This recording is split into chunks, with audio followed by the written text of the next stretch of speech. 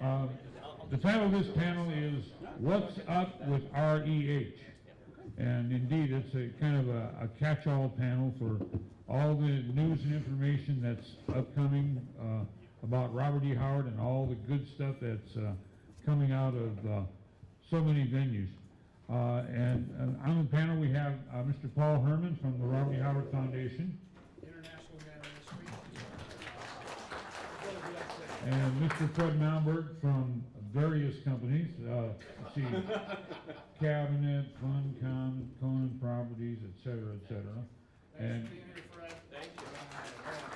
actually, and Mr. Patrice Louinet, Maybe you've seen me before today. something like that. Well, anyway, I'm going to turn it over to them, and they're just going to talk about all the good stuff that's coming up. I do need to make one plug for all of you guys who have started up Howard Facebook pages and blogs and stuff. Thank you very much, because the explosion of Howard, we're encountering another explosion of Robert E. Howard, due mostly to social media and these three gentlemen here. So I'm going to let them take it away. Yeah, tee it up. Teeing it up. Oh, me out here. You did say take it off. Well, I get confused some clubs, you know. The political. Thank you, good sir. Can you hear me okay? Oh, yeah. Okay. The foundation, as you know, had a new book out yesterday, The Pictures in the Fire. Next to last book, I think it's the 20th or 21st book in our set. As you all know, the concept is between the Del Reys and the Foundation Press, you can get every word of Howard ever wrote in its original, as most original format as possible, back to typescripts where possible, if not for its publication, etc. The last book in the set, the Auto Bio book, all the editing is done. We still have to put on an intro, a few footnotes, because it can be footnoted, and a cover. We are really hoping to have that out before year end, get that out of the way. We had a board meeting the other day, and one of the things that was talked about extensively with a lot of detail and a lot of parts and pieces is getting a new website up, a much more thorough website, has a shopping cart, has all the basics, pull the Howard Works stuff back over into it, create a much better one-stop shop for REH to handle things. And we you know, the list, as soon as we started brainstorming, all of us, you know, thought of all those different things we'd like to see on it. And so we're really hoping that's going to happen in the next 12 months. Yeah, don't blame me. I'm just saying we're really going to try and get it done in the next 6 months. I think that's all the excitement I have rolling. So. Okay, well, that's not that bad of a start. I have a lot to go through, so my idea was to just run through that as fast as I can. I'll leave it for you two to add to that, and then we'll open the floor for questions. Because, but before that, I'd like to explain a little bit. So, Cabinet Entertainment is the company that owns these IP. So, for instance, Conan Properties International and Robert E. Howard Properties. So they're owned by Cabinet, along with some other IP that the company has, mainly gaming IP from my background, like Mutant Chronicles, Cult, and some others. And my two associates are here. It's Jay and Steve, working with me on consumer products mainly. And Jay, of course, does a lot of the legal, a lot of the work, and has done so for almost 20 years. So very well versed with all the IP that we do. And what we have done is created, and we'll get a little bit into that, we've created a publishing imprint this year, and we've also have created a collaboration with a video game entity called Funcom to get a little more active in the interactive space ourselves, and that's called Heroic Signatures. So if you see all these things, and when Patrice says, oh, it's all these companies, it's really just to distinguish the different markets for us, because in the big scope of things, Cabinet is part of Pathfinder Media, which is a film, television, studio, financing company, management company, and I guess that's it's a studio essentially. So that's why we toss around all these fancy names, but it's really Conan Properties. That was in you said you had different, not me. Yeah. Oh, Indy. So I'm going to tell you. Well, I'm not going to go into detail about the Solomon Kane board game because that will be the third time today. So maybe some of you were not present in the previous panel. So I will be answering questions later if you have questions about the Solomon Kane board game. Two things for me. The first one is the Robert E. Hart Guide, which was published officially yesterday. It was released yesterday. And so this book is a guide, as its title implies. It was first published in France 3 years ago now, and it came into being after I was being repeatedly asked the same questions over and over again, mostly when I was working for the Monolith Conan board game. And those people said, oh, when did Howard die? How did he die? Was he a racist? Didn't he kill himself because of his mother? And what story should I read first? So they kept asking all those questions. And after a while, I decided that I was tired to answer the same thing all over again. So okay, let's write a book about that. I mean, it was very simple. It was just a matter for me to answer all these questions once and for all. So the book was released in 2015. And it sold 2,500 copies in France, and it's now sold out, and it's going to be reprinted in October this year. And last year, I decided it was time to have this published in the States because I felt there was a need for this, especially with all the new products that are coming out. And the guide is that, and I'm going to do that, I did that with Jeff Shanks over there, and Scales Press, and Knockfield here. And I said, would you be interested in publishing the English version of the Hard Guide? I know the author, and he would be interested in translating into English. That could be me. And he wouldn't make any problems as to wait, website and if the translation is faithful or not. So I did that last summer, and the book has premiered here this year at the Howard Days. It's a guide, so it's something that if you only know Howard through the comics or the games or the movies or whatever, if you want to know more about the man, this is the book to begin with. It has short biography, what stories to read and why, the common misconceptions about the man, because there are many misconceptions about Howard.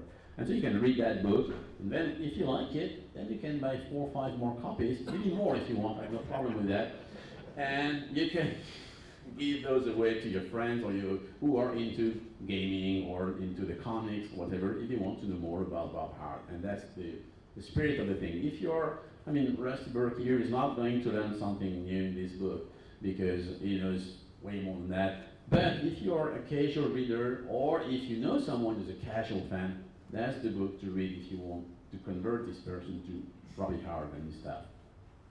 So that's it. We had copies until this morning. We broke 100 and something, but we sold out this morning. So if you want to get the hardcover collection, it's too late now because it's out of print. So your only solution is to buy the softcover, but you can't do that anymore here. So you will have to order it next week from Scales Press, scalespress.com. The book is $15 plus postage, or you can order it from Amazon. If you order it from Scales Press, that means more money for Scales Press. So do that. And it's a good book. Buy it. It was a pretty good translation. Yeah, the author hasn't complained. It was pretty good. Thank you. The second thing here is, so this is French, and you're not going to read it, but it has pretty pictures. So these are the first 2 albums in a series of French graphic novels adapting the Robert E. Howard Conan stories, and those only. And this is something I've been working on for the past, I think 7 or 8 years now. So they're just being released. The first 2 came out in early May. The next one is in September. The 4th one in December. And the idea was we should adapt the Conan story with European teams of creators. And the idea was to get away as much as possible from the standardized image of Conan. So that's why each album has a different creative team, writer and artist. At the end of each album, to show you one. At the back end, here you have a few pages written by a nice Frenchman, detailing the origin of the story, giving some background, and sending the readers back to the actual REH volumes in France. And that was the idea.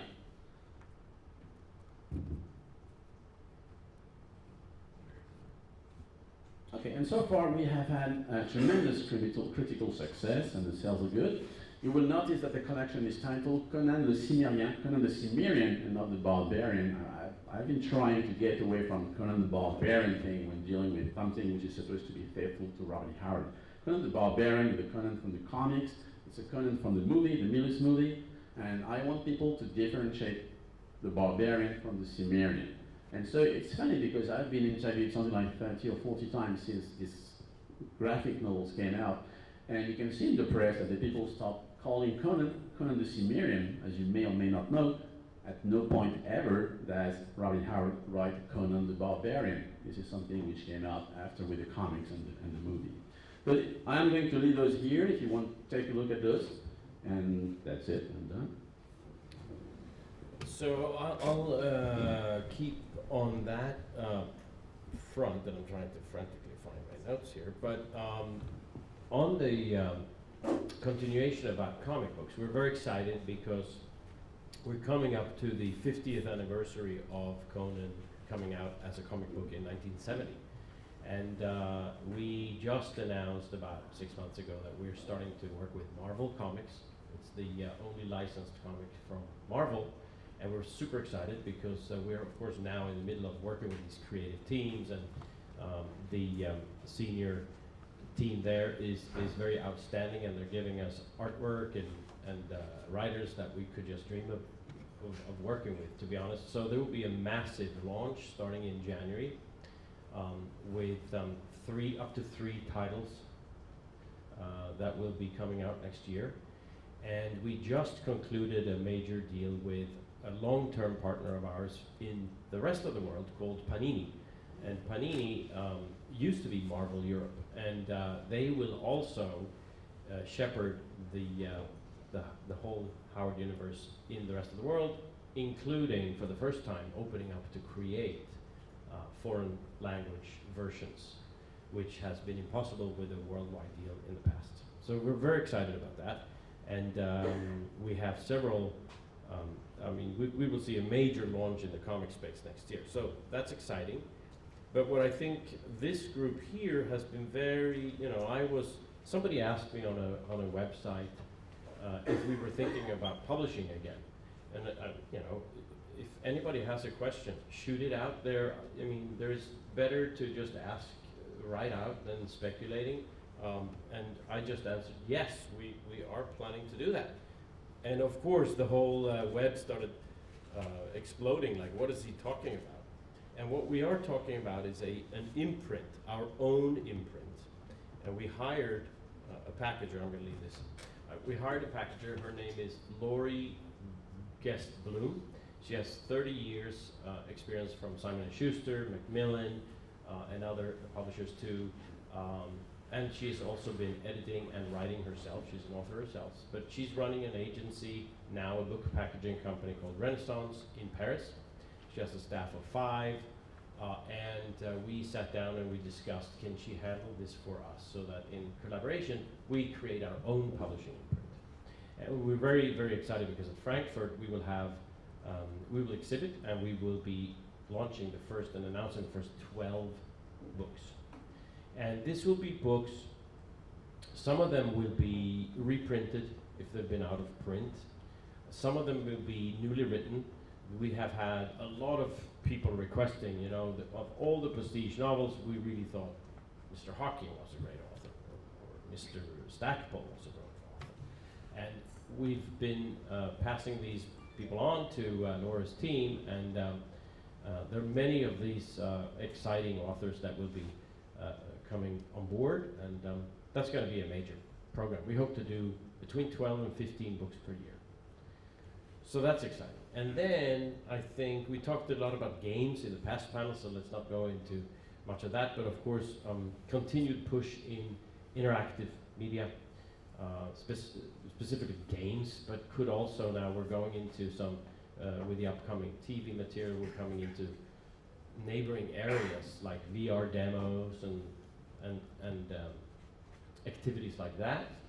And speaking of, which is, I think, well, I will tee this up and or leave this, and then we'll open the floor for questions, is of course what's happening on the entertainment.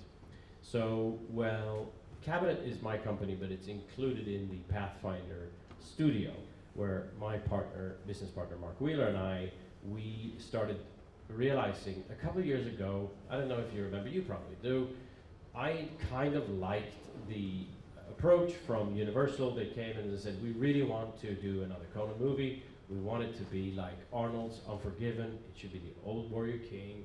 We pick up where the first movie left off, and we just button it up. And it was good. Arnold was all for it. It sounds like a slam dunk.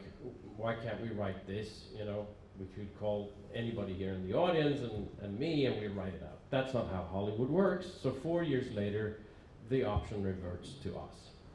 And during this time, we had seen a few things changing in the media world. We saw, of course, the rise of digital distribution. Netflix, Amazon, Hulu, Apple, Facebook. We also, we think we have seen something which is very positive for the Howard universe. We've seen a narrative change because there's a rise of television. And the premium, we call it premium cable TV, like Game of Thrones, or Breaking Bad, or Handmaid's Tales. These are very serious genre shows that are really intended for mature audiences who don't really necessarily need a backstory. We can tell that over a couple of seasons. We can get right into the action, and we can then understand these complex characters. And few people write characters as well as Robert E. Howard. So during this past period with Universal, for our company, we realized, A, we need to focus on the Howard stuff primarily, not all, but primarily for TV. And second of all, we need to be the studio, so we put the financing together, and we are the studio, as opposed to licensing this to someone else, who we then have no control over the creative materials. So we have worked for a couple of years. We found an amazing writer. His name is Ryan Condal. He's a showrunner of and creator of Colony. He's also been writing many big movies in the past, big action movies, of course, in Hollywood. And what you see on the screen is not necessarily the script that was written. So for those of you who enjoy a movie, I would recommend you to actually pick up the original script before 12 rewrites or something, and you'll see the essence of what these guys have created. But Ryan came up with a pitch which was just perfect. He knows his Howard. He basically wants to go to the Howard material and try to create, each episode should be one of the, drive material directly from the Howard stories, like a Frost Giant's Daughter or Rogues in the House, whatever. And we also knew we had a fan of Howard's, or a fan of Conan's, in Miguel Sapochnik, who's a very well acclaimed. He's an Emmy Award winner for Battle of the Bastards.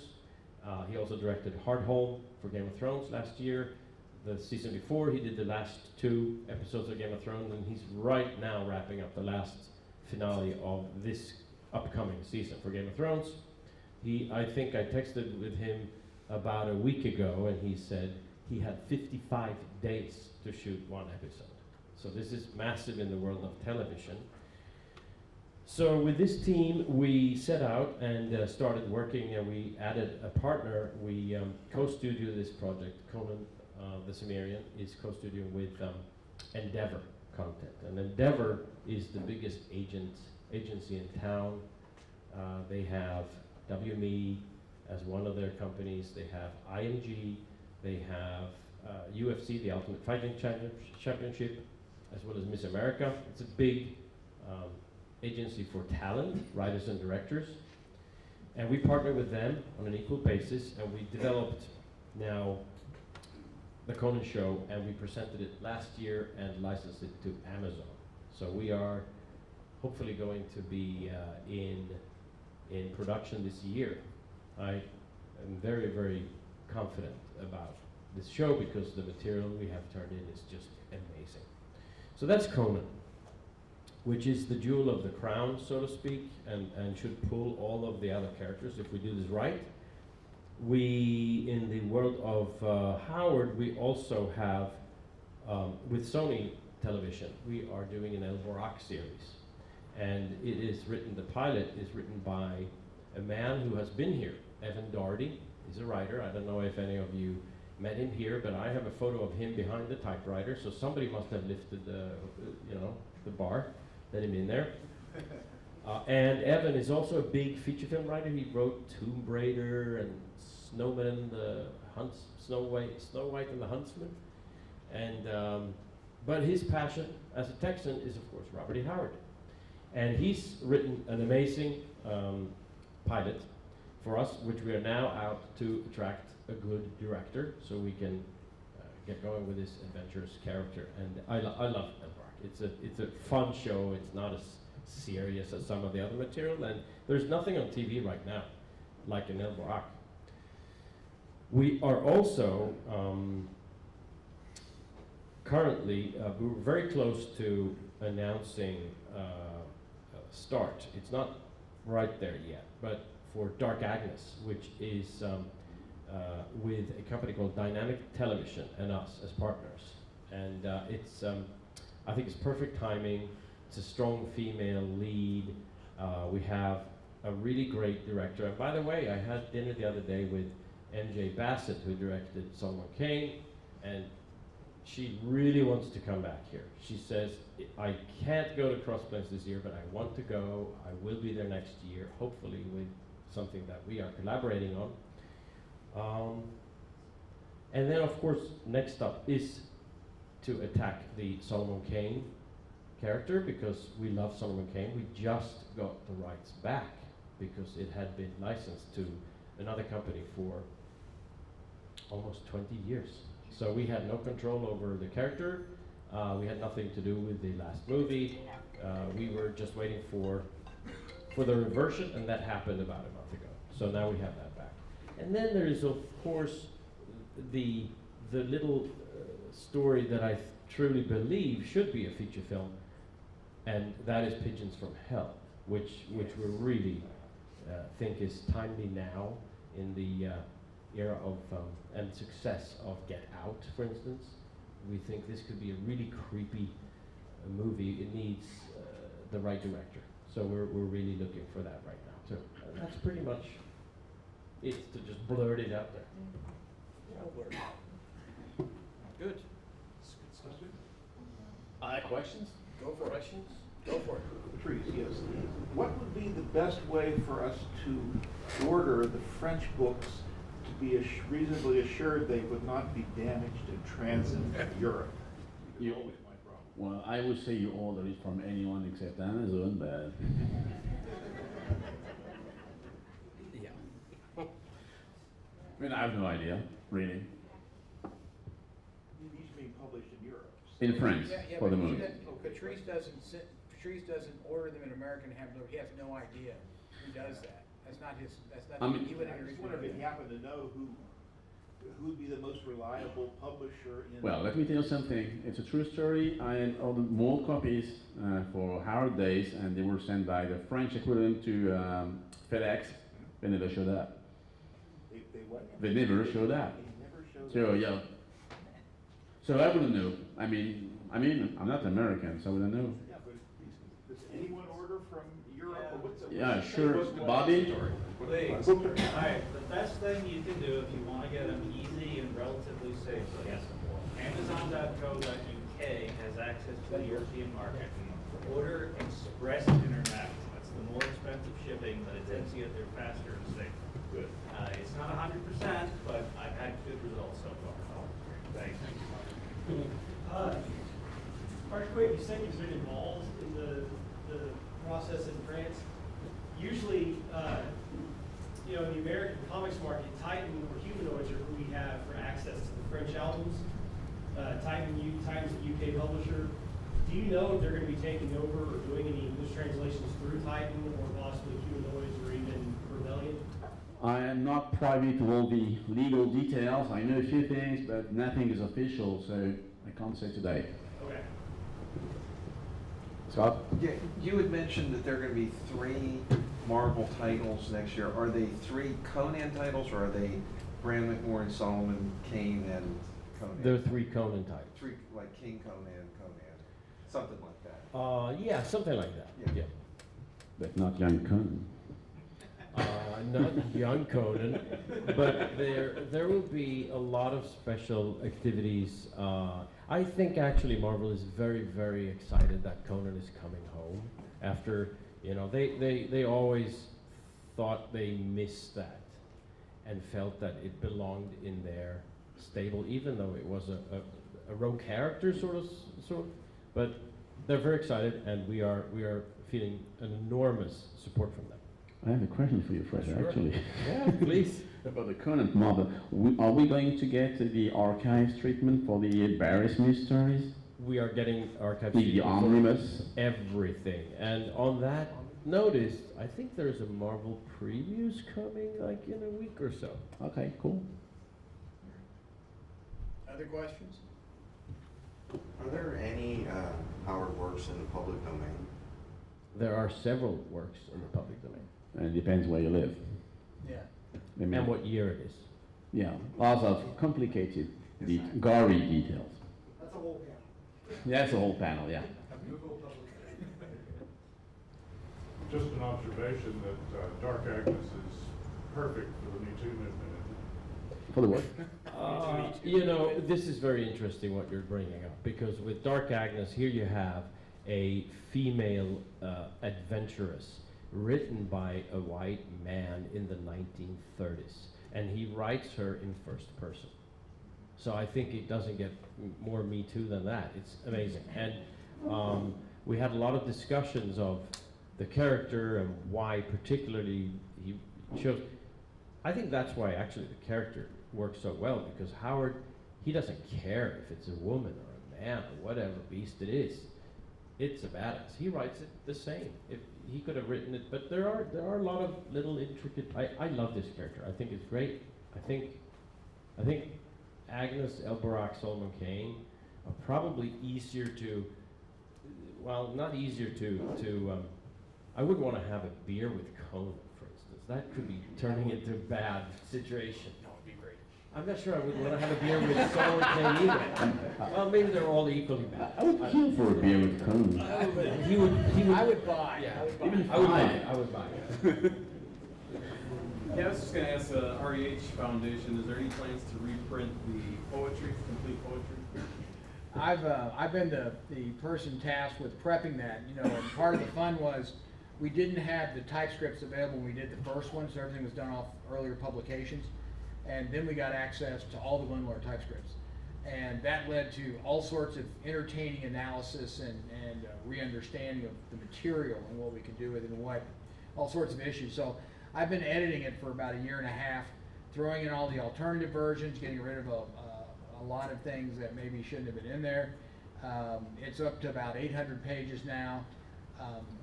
We're in the midst of, we haven't quite worked out how we're going to do the next round of publishing yet. And so once we need to get that kind of, you know, we put a lot of effort into setting up, here's how we're going to do the first printing of everything. And so now for the next set, we kind of got to get lined up on what are we going to do with the next set. And that's a topic that's still being discussed. So we're working on that. But maybe we'll get something started the next year or so. You probably don't have casting for Elbarak yet. I'm going to once again offer up the name. It's not Mark Finn. I'm going to once again offer up the name Christian Kane. Yes. Christian Kane. See, he was in the movie Secondhand Lions, and there's a fantasy sequence that runs through it where he is fighting with a scimitar, and he's fighting guys in turbans and saving princesses, and it looks like stuff from the Elbarak stories. He's very physical. He's also a Texan, and he has an affinity for swashbuckling, and he's got a compact frame like Elbarak. I'm telling you, I think he could do it. Christian Kane. I'll note it. Plus, librarians just got canceled, so he's kind of at loose ends. Yeah, you get to take him from the librarian, see? I know those guys. Yes.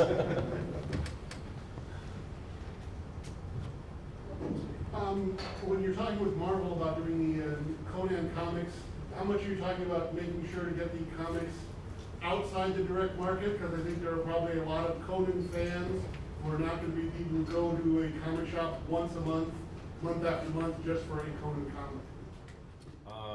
That question has not come up yet, so we'll take that to heart, because I thought if there's anybody who can get to consumers, it would be Marvel. So we'll ask that the next call. It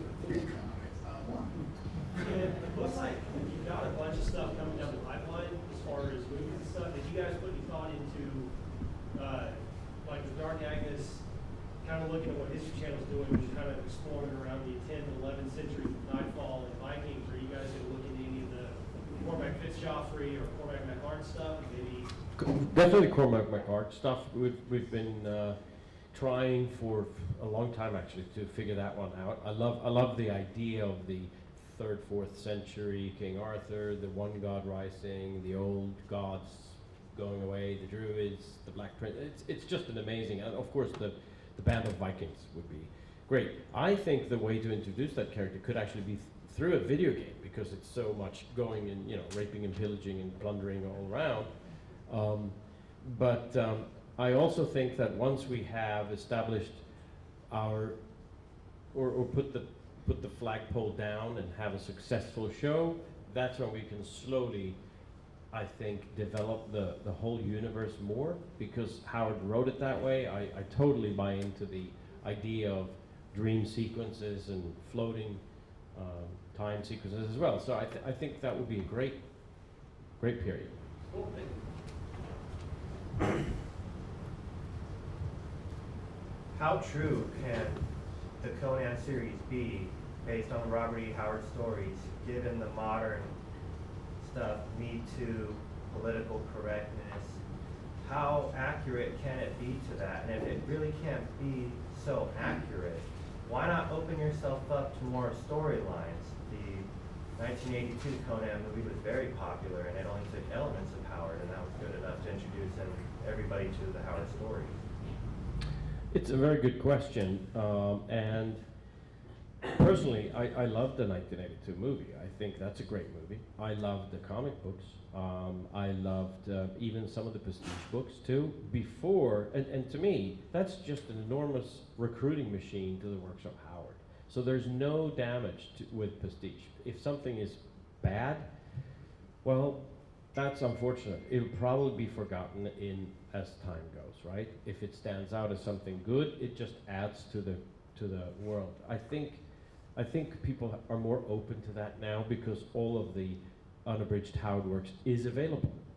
Before, it was long time before we were involved with this, there was this motion that we have to suppress the original material so we can only have the derivative material that we have be the popularized version. So I think we needed to flush all of that out for a while before we can go back and what we're doing now, really opening up for additional storylines, which I think is great. The Howard material, however, is actually not as difficult as you might think. Some of it is, of course. But the Conan stories, when we looked into it, the challenge was more if we wanted, and of course you want to introduce, you want to have some of the chronological aspect of it. We want to see young Conan. And then of course you have immediately, it's like, well, we're going to watch a first episode of just white dudes fighting each other.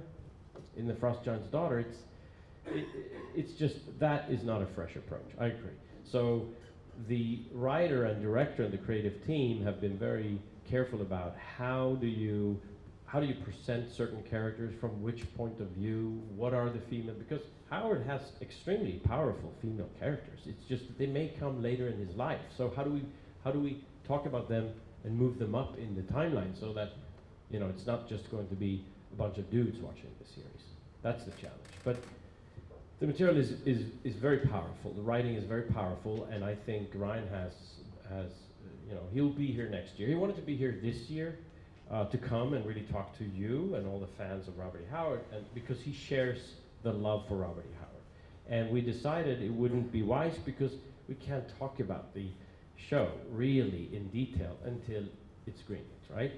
But next year, I expect everything will be up and running, and then we'll have a bunch of people come here. I also hope actually from Marvel, because I've been tweeting, I've been sending some photos out, and the Marvel guys are like, oh shit, this looks so fun. Even actually, we should do a shout out to you all from Sarah Frazetta, one of the Frazetta girls, that is part of this little photographic journey we're documenting for people who are following what's happening here this weekend. And I just happened to see a Frank Frazetta Conan T-shirt, and I put that on the photo chain, and she goes, "That's a vintage 2014."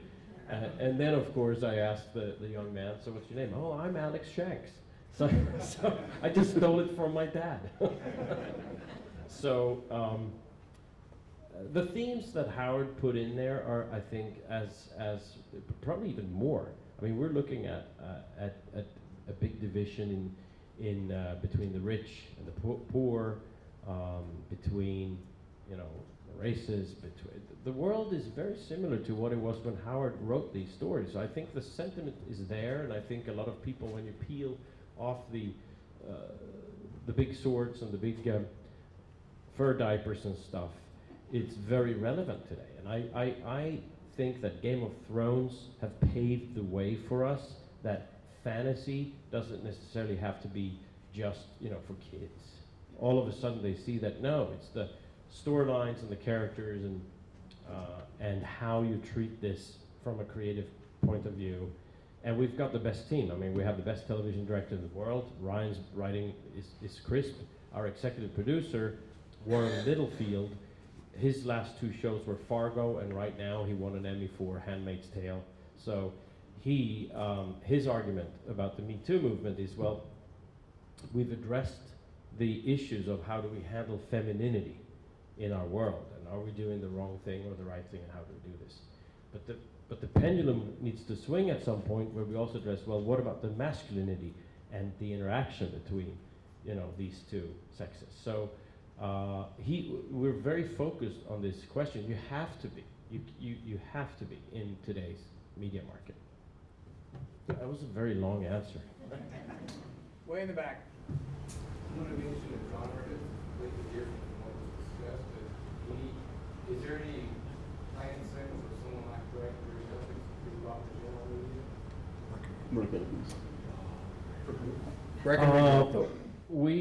we like him a lot.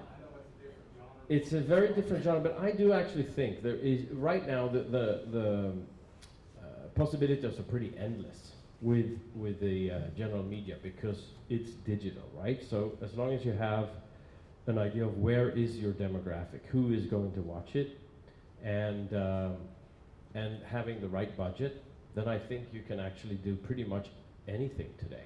Because if there are enough eyeballs that want to see your stuff and it's good, it just has to be good. But it's very, when we read that material, and Paul has told me, he says, you know, I can even hear which region of this particular area of Texas that person comes from. So I think the only way to do that justice would be to find somebody from down here who is a filmmaker. But I'd love to. Why not? It's a great character.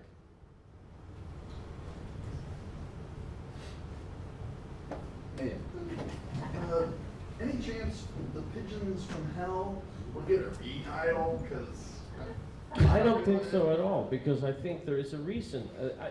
Now I've got these two. They will kill me. But wasn't there the Irish traditions that a pigeon represented a soul that hadn't gone to heaven? Yes, you know, it's not Irish, but you heard the story from the. I think when they lived in Bagwell, so that would be in Texas. Yeah. And so at first, it sounds weird. Everybody starts laughing about it. But now I think people are starting, I think it's more the question of what is the, you know, do we brand it Robert E. Howard's Pigeons from Hell? and it gets the message out there, then I think actually it stands out. It's pretty like, what does that mean? I have to see that movie. So it sounds a little ludicrous to us today because most of the pigeons we're familiar with are city pigeons. But in Howard's day, there were still carrier pigeons out in the woods and just generally around the south. And it's a really creepy story. Well, he wasn't thinking of the flying No. rabbits that I've seen in the city.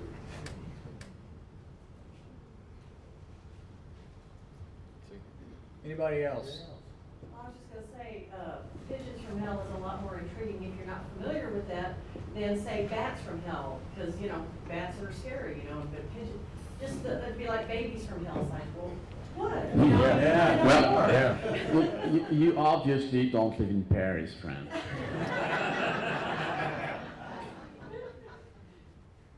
No, and the story, it makes for a great film because it really has Act 1, Act 2, Act 3. And the end of the short story may need to be it's a little cliche. But the story itself has a great structure, and I think the setting should be exactly what it is. It should be period, 30s, down, you know, well, it's on the borders, I guess, of Louisiana and Texas, somewhere there. It's down south. Yeah, it's down in the south, and it's yeah, just spending a couple of days here with the heat and everything, and you could just hear. Yeah, I think it's going to be a great movie. Just need to find the right director from Texas. Anything else? Oh, very Okay. easy. Wow. Cool. I was expecting to be grilled. I was hoping, yeah. Yeah. Okay, well, oh wait, one more. One more. Oh, here comes the grill. The relationship between you and Marvel is, I know there's all the legalities and all that stuff, but who makes the decision and would you be able to override it? Why do 3 Conan for like, isn't that a little much right now in this comic market? We overwrite if we have absolute approval, but the truth of the matter was, and I'm not saying all 3 will come at the same time and they will all be monthly, so I'm not saying there will be 36 issues next year, but they have 3 different creative teams working on 3 Conan titles, and the reason they were themselves were shocked because all the top creators came out of the woodwork saying, I want to be on that team, I want to be on, and they said, okay, we have to do a second team. They said, I want to be in, I want to be in, okay, we have to do a third team. So I don't think we have to fear like an outburst of stuff that we don't want to see. Then we will put the brakes on it. But in addition to that is, of course, what I think you were mentioning, the archival and the omnibuses, and they have a very fine, of course, they love their old archive materials as well. There's so much great material that was done over the years. So that's exciting. I would love to see an archive that bears this stuff in black and white. In matte paper, on matte I would paper. you will be, I think you should all look out for the next Marvel preview, which I think is June 15 or so, because they will be, you know, some of these materials, the archival materials are printed in China, and then they have to submit them to the previews like 3 months before, so that's why it's already now in June and not in September, because the first shipment goes out in January. But they have to solicit the orders already now. So that will be a very interesting thing to hear what you guys think of that. If the Conan titles take off from Marvel, would this open the door, and would you guys be interested in doing other comic versions of other characters from Conan? I mean, there's already an antecedent for Solomon Kane and Cull and Other characters from Conan or from Howard? well, the Howard characters from Marvel. Would they be up for that, and would you guys be up for that as well? I think it's a creative, if it fits the story, I don't think you can, we've come to the point where there's no need to just print a comic for the sake of printing a comic book, right? And but if it makes sense in the context of branching out slowly from the Conan story, for sure, absolutely. But as of now, just to follow up on that. As of now, we have no plans on that. Marvel only has the Conan. Marvel only has the Conan rights. One for the foundation. I know you don't have your publishing stuff all set yet, but any plans for a new edition of the letters? Yeah, we've had someone working on a complete new edition of the letters. He's finished through 2 volumes. We had a bunch of new letters get added in. We found a bunch of previously unknown partial drafts among the Glenn papers that were feeding in there. They were wonderful. You know, they would start out, you know, dear HP, you're a moron. Let me tell you why you're a moron. And just start railing at him. Go for 2 or 3 pages, and then just stop in the middle of the page. And you go back, you'd see the same day starting, you know, restarting and say, dear HP, thank you so much for the postcard. and you can tell he just had to get it out, you know. And so those are going to be included. And then we're going to work your brilliant index is going to get worked into it.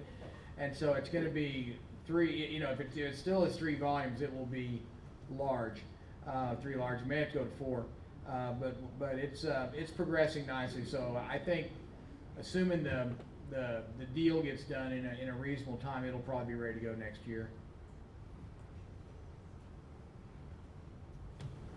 Publishing, Post Oaks and Sand Ruts. That's in our next book. It'll be the last book will be autobiographical. That's Post Oaks and Sand Ruts and a few other little short stories that go around with it that are kind of related. So. Thank you. I was just gonna correct you, I don't think it's gonna be over 3 volumes on the letters. Oh, okay. The second volume, even with the index in it right now, is about 600 pages, and I can't imagine volume 3 being more than. That's not, 600 pages isn't big. Okay, yeah, okay. I see that. Anybody else? Okay, well, we'll all be around later as well in case you want to say, I didn't want to ask this in public, but, you know, we'll be around, so. Thank you. Thank you. Thank you all.